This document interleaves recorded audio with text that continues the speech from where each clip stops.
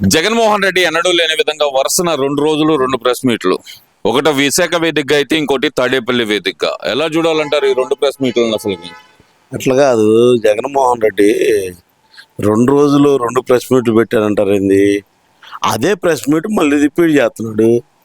2 రోజులు పెట్టారు, నాకు అదే అర్థం కావట్లేదు. మొదటి రోజు ఏం చెప్పాడు? 10 మందిని చూసి అని చెప్పాడు. రెండో రోజు ఏం చెప్పాడు? బ్రాస్మెంట్లను పక్కన పెట్టుకుని వాడికి ఎందుకు ఇలేదని చెప్పాడు. వివరం చెప్పారు కదా, ప్రతి పాయింట్కి వివరం చెబుతున్నారు కదా, ప్రతి ఒక్కదానికి గవర్నమెంట్ వివరం చెబుతుంది కదా, అధికారులు వివరం చెబుతున్నారు కదా, ఇది జరిగింది, ఇది జరిగింది, ఎలా ఇస్తారు వీళ్ళకి అని. మరి ఇంకా ప్రెస్ మీట్ పెట్టి అతను చెప్పేది ఏముంది? అతను పిచ్చోడు అయిపోతున్నాడు. మరి ఎట్లా ఓట్లు వేసారో, ఎట్లా జగన్మోహన్ రెడ్డి ముఖ్యమంత్రి అయ్యాడో అర్థం కావట్లేదు మా అందరికీ. అది చిన్న చిన్న లాజిక్లకు కూడా రేపు మొన్న ముందుకి ప్రెసిడెంట్ మెడల్ అని పెట్టాడు కదా, రేపు వాడు కూడా వచ్చి ఉద్యోగం అడుగుతాడేమో. ప్రెసిడెంట్ మెడల్కి ఉద్యోగం ఇవ్వండి, నేను ప్రెసిడెంట్ మెడల్ తాగాను, నాకు ఉద్యోగం ఇవ్వండి అంటాడేమో. మరి నాకు అదే అర్థం కావట్లేదు. ఏమి చేశాడు, ఏమి చేయలేదు అనేది కూడా కనీసం జ్ఞానం లేకుండా ఇప్పుడు ప్రతి పాయింట్కి అధికారులు వివరం చెప్పారుగా. ఇదిగో పలానా ఇది పెట్టి, పలానా దుర్గమ్మ అన్నాడు, పలానా ఎల్లమ్మ అన్నాడు, పలానా పుల్లమ్మ అన్నాడు, ప్రతిదీ వివరం చెప్పుకుంటానే వచ్చారుగా. చెప్పారు చెప్పలేదా? చెప్పారు. మరి ఇంకా దానికి ఇంకా అర్థం కావట్లేదా జగన్మోహన్ రెడ్డికి? మరి ఎలా ఇదయ్యాడు అనేది కూడా అర్థం కాకపోతే ఎలా? నేను ఒక ఆడియో కూడా వినిపించారు కదా దాంట్లో, మరి ఆయన ప్రెస్ మీట్ లో 15 లక్షలకు ఉద్యోగం రెడీగా ఉంది అని. ఆడియోలు చెప్పటం ఏముంది? జగన్మోహన్ రెడ్డి 100 ఆడియోలు సృష్టించవచ్చు, అర్థమైందా? 100 మంది ఫేక్ ఛానల్స్ ఉన్నాయి జగన్మోహన్ రెడ్డి దగ్గర, 100 ఫేక్ యూట్యూబ్ ఛానల్స్ ఉన్నాయి. జగన్మోహన్ రెడ్డి ఏదైనా చేయగలుగుతాడు, అర్థమైందా? దాన్ని ప్రభుత్వంకి పేడేసి మహానేత అది కడుక్కోవడానికి ప్రతి ఒక్క అధికారి ప్రతి ఒక్కరి గురించి వివరం చెబుతున్నారు. అది జగన్మోహన్ రెడ్డి చేసే నిర్వాహకం ఇక్కడ. లేదు, నారా లోకేష్ కి చేత కాలేదు అసలు. లోకేష్ కాదు లీకేష్ అంటున్నాడు కదా మరి. సరే, నీకేం చేత అయింది? నువ్వేం చేశావు చెబితే? నీకేం చేత అయింది, నువ్వేం చేసావు చెబితే? 2019 నుంచి 24 మధ్య నువ్వేం చేశా? సచివాలయ ఉద్యోగాలు పారదర్శకంగా ఇచ్చాను నేను, 1,30,000 ఉద్యోగాలు, ఒక్క కంప్లైంట్ కూడా లేదు అంటున్నాడు. ఒక కంప్లైంట్ కూడా లేదు దాని మీద అంటున్నాడు. సచివాలయ ఉద్యోగాలు ఎవరికి ఇచ్చారు? చెప్పాడు కదా విజయసాయి రెడ్డి, మా కార్యకర్తలకు ఇచ్చానని, వైసీపీ కార్యకర్తలకి. మరి ఇంకా దాని గురించి మనం ఏం మాట్లాడాలి? జగన్మోహన్ రెడ్డికి పారదర్శక లేదని ఎవరి గురించి మాట్లాడాలి? పారదర్శక అంటే విజయసాయి రెడ్డి చెప్పాడు కదా, ఇలా అని మాకు చూపించాడు. కానీ మా నాయకుడు ఏం చేశాడు? విలువకు పట్టం కట్టాడు, చదువుకు పట్టం కట్టాడు, దీనికి పట్టం కట్టాడు మా నాయకుడు. ఏం చేశారు మీరు? నిర్వాహకం కనపడుతున్నా ఇంకా కనీసం మరి నిన్ను ఎట్ట ముఖ్యమంత్రి చేశారో ఈ ఆంధ్రప్రదేశ్ ప్రజలు ఎవరికి అర్థం కావట్లా. ఇది దారుణమైన పరిస్థితిలో మనం ఉన్నామా? అసలు మంచి చేస్తే మంచిని ఒప్పుకోవాల్సింది పోయి నువ్వేం చేసావు, మీరేం చేశారో తెలిసిందిగా. 2019 మధ్య సచివాలయ ఉద్యోగులు మా కార్యకర్తలకు ఇచ్చానని పబ్లిక్ మీటింగ్లో చెప్పాడుగా విజయసాయి రెడ్డి. ఇంకా అంతకంటే ఏం కావాలి దీనికి నిదర్శనము? అంతకంటే ఏం కావాలి నిదర్శనము? కొద్దిగైనా జగన్మోహన్ రెడ్డి మార్పు చెందమని మా యొక్క విన్నపం.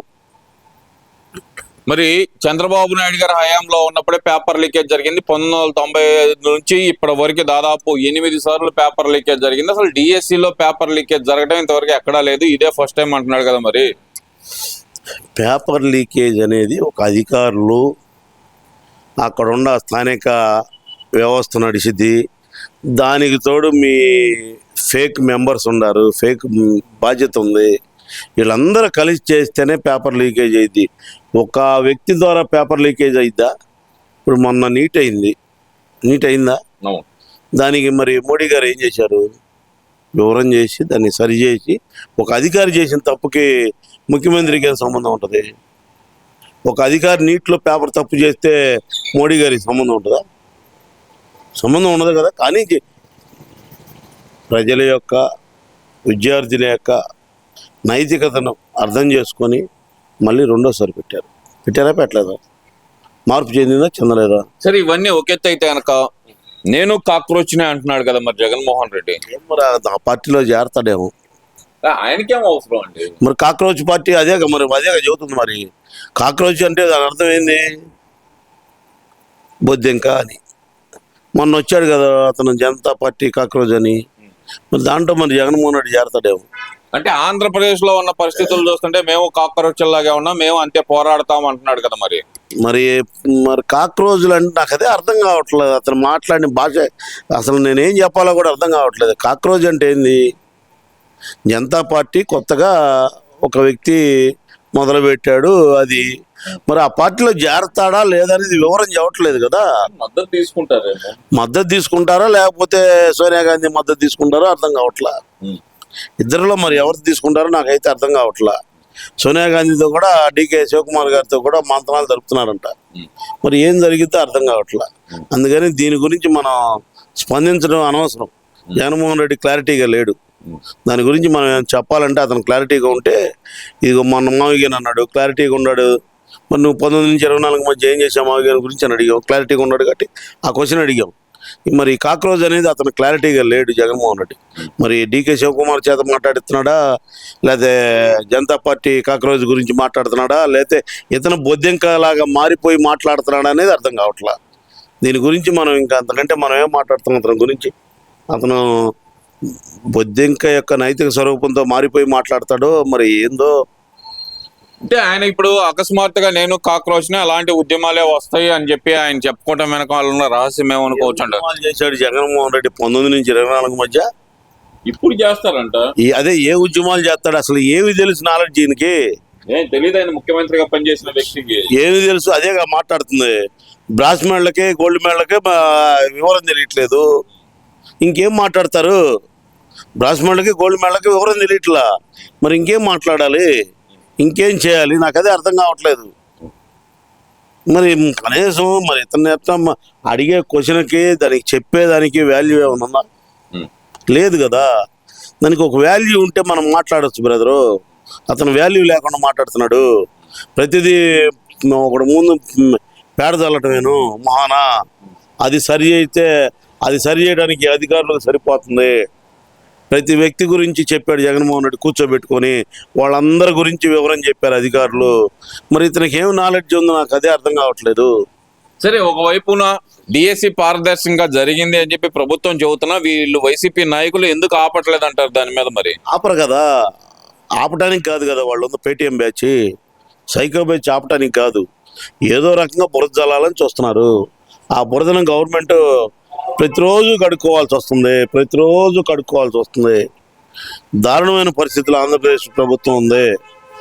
ప్రతిరోజు కడుక్కోవాల్సి వస్తుంది. ఏం కడుక్కుంటారు, ఏమి చేస్తారు? ఎట్లయితే అట్లా ప్రతిదీ అయితే ఎట్లా వివరణ చేయండి, పారదర్శకం మానండి. మీరేమైనా చెప్పదలుచుకుంటే గవర్నమెంట్కి ఇదిగో ఇట్లా జరుగుతుందని చెప్పండి. మీరు చెప్పింది ప్రతిదీ ఫేకే కదా, ప్రతిదీ నిజాయితీగా లేదు కదా, ప్రతిదీ వివరం తక్కువగా ఉంది కదా. ఇదిగో ఇట్లా ఉంది మీరు చెప్పండి. మీరేం చెప్పారు? నేను ఒక 20 మంది గురించి చెప్పారు. 20 మందికి ఉద్యోగం ఎట్టొస్తుంది అనేది అధికారులు చెప్పారు. అంటే వాళ్ళకి ఇచ్చేయాలి అధికారులు. వాళ్ళు అడగగానే జగన్మోహన్ రెడ్డి పక్కన కూర్చోగానే నిన్న ఒక మ్యాటర్ చూశాను నేను, అదే నాకు అర్థం కాల. వైజాగ్ పోయి నేను వచ్చిన తర్వాత 3 సంవత్సరాల తర్వాత అని చెప్తున్నాడు. మరి నువ్వు ఉన్నప్పుడు పాలిమర్స్ ₹1 ఇచ్చింది ఎందుకని జగన్మోహన్ రెడ్డి గుర్తులేదా? మతిమరపా? మరి ఆ రోజు ఎందుకు చేయలేదు నువ్వు ఈ పని? నాకు అదే అర్థం కావట్లేదు. నేను 3 సంవత్సరాల తర్వాత వచ్చిన తర్వాత 3 సంవత్సరాలతో ఏంది వచ్చేది? ఇంత దారుణమైన పరిస్థితిలో నువ్వు 3 సంవత్సరాల తర్వాత ఇంత నాశనం చేసి నువ్వు ఎట్టొస్తావు? ఎట్లా రాణిస్తారు ఆంధ్రప్రదేశ్ ప్రజలు? మరి నువ్వు పాలిమర్స్లో ₹1 చెప్పావు కదా, మరి ఆ ₹1 ఎందుకు ఇవ్వలేదు ఇప్పుడు దాకా? నువ్వు ఉండవు కదా ముఖ్యమంత్రి గారు, మరి ఎందుకు ప్రకటించలేదు? ఎందుకు ఇవ్వలేదు? ఊరక ఏది పడితే అది ఫేక్గా మాట్లాడటం అనేది వ్యవస్థలో ఫ్యాషన్ అయిపోయింది. ఇది ఒక ఆటవిక రాజ్యంలో ఉన్నాము మనం మామూలు రాజ్యంలో ఉన్నా అర్థం కావట్లా. ప్రతిదీ బురచాలటమేనా? మరే పాలిమర్స్లో నువ్వు ₹1 ఇస్తాన్నావు కదా, మరి ఆ రోజు ఎందుకు ఇవ్వలేదు నువ్వు? ఎక్కడిచ్చాడు చూపించమని నాకు. ఊరక ఏది పడితే అది ఫేక్గా మాట్లాడకూడదు, ఫేక్గా అనకూడదు. గవర్నమెంట్ అది అనుకోకుండా జరిగిన తప్పుని పైపెచ్చు మీరేమన్నా ఆపారా? అది ఏమన్నా ఆపలేదు కదా. ఆయన పైపెచ్చు ఉక్కు మంత్రి గారు 5 సార్లు వచ్చాడు. 2024 నుంచి 26 మధ్యలో 5 సార్లు వచ్చాడు. మరి 19 నుంచి 24 మధ్య మరి ఎన్నిసార్లు ఉక్కు మంత్రిని తీసుకొచ్చావు నువ్వు? ఒక్కసారైనా తీసుకురాగలిగావా? తేటానికి నీకు చేత కాలేదా? ఆ రోజు నీ వల్ల కాలేదా? నీకనేది దమ్ము చాలేదా? సిగ్గు లేకుండా ఇప్పటికైనా మాట్లాడటం మానుకొని వివరం తక్కువగా మాట్లాడండి, వివరంగా మాట్లాడండి, వివరం తక్కువగా మాట్లాడబాకండి. దీని గురించి ఇప్పటికైనా సరే మీకు ఏమైనా ఉంటే వివరంగా రండి. మా అధికారులే మీకు సమాధానం చెప్తారు, మా నాయకులు చెప్పాల్సిన అవసరం లేదు. ఎందుకంటే మేము పారదర్శకంగా చేశాం కాబట్టి, మా యొక్క నిజాయితీ కాబట్టి అధికారులు చెబుతున్నారు.